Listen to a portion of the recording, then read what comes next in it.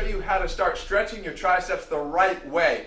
You see, there's a few problems that we run into when we're trying to stretch our triceps that's causing us either discomfort in our shoulders or to do the stretch wrong in the first place. Here's the one you probably see all the time, right? Pat yourself on the back, grab your shoulder, and pull back, right? Pull on your elbow, grab it, pull it across. Sometimes you even see people doing this, and that's all well and good, but there's a few things wrong with this.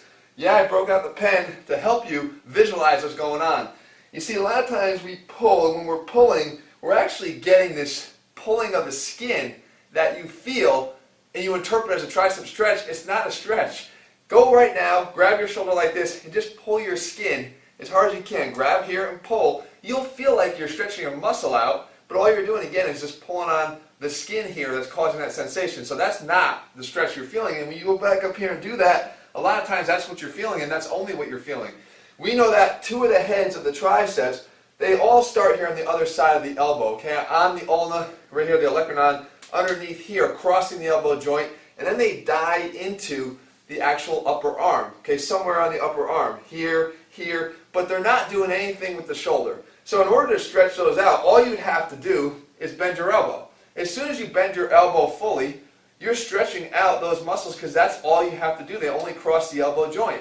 The one you really feel when you're stretching out the triceps is the long head of the triceps. That one starts in the same spot, wraps all the way around, and it actually crosses the shoulder joint too because it attaches right here just underneath the ball and socket joint, okay? Just right here on the scapula on your back, okay? So we have to figure out, if we're going to stretch that out, if we go up here and we get into this position, our scapula and this point are a certain distance apart, okay? Where it starts, where it attaches to, they're a certain distance apart. If I just bend here and do this, right? If I grab here and I do this, these 2 points are moving together.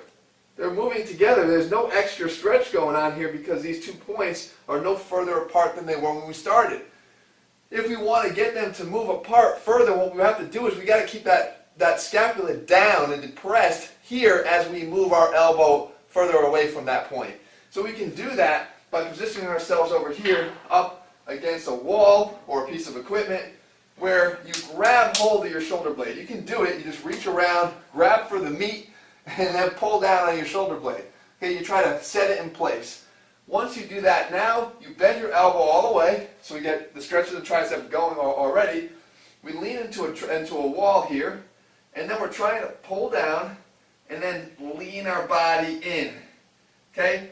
My hand can be free here. The point is that my elbow is bent all I can, and now by keeping this shoulder blade down and then leaning in and allowing the machine or the wall to push my elbow further away, now I'm actually stretching the long head of the triceps. Now I can feel it, and I'm also not doing this. I'm not pulling on my skin. Now, one complication that a lot of people will feel, me included with my bad elbow, my bad shoulder, is that this is a hard position to get into in the first place. So people that use that stretch and feel like there's pain there, you need another example, another way to do it. So we can do it here on the floor.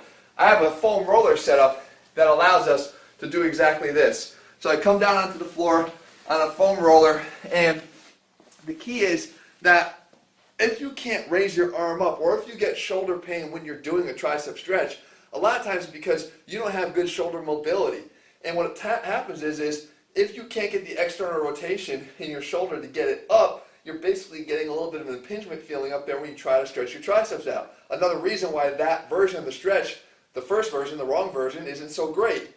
We can do that though with a foam roller because we can work on two things you're probably lacking. One is external rotation of your shoulders. Just by getting onto a foam roller and letting your arms sink back over the foam roller here in a 90-degree position gives me some extra gravity-assisted external rotation. The second thing is you're probably lacking thoracic extension, right? When your thoracic spine rounds, you can't elevate your arm. I've showed you that guy a lot of times. You can't actually physically elevate your arm because of the blocking that happens. So if we get on a foam roller, we got thoracic extension through the foam roller. We got this passive sort of assisted gravity, external rotation. Now we can come back here and reach and then pull over. Okay? And we're just trying to, again, grab back and pull over from here. I'm actually just grabbing onto my forearm at that point, and I'm trying to pinch my shoulder blades down and back. It's hard to see that on here, to again try to keep my scapula down as I try to pull back this way.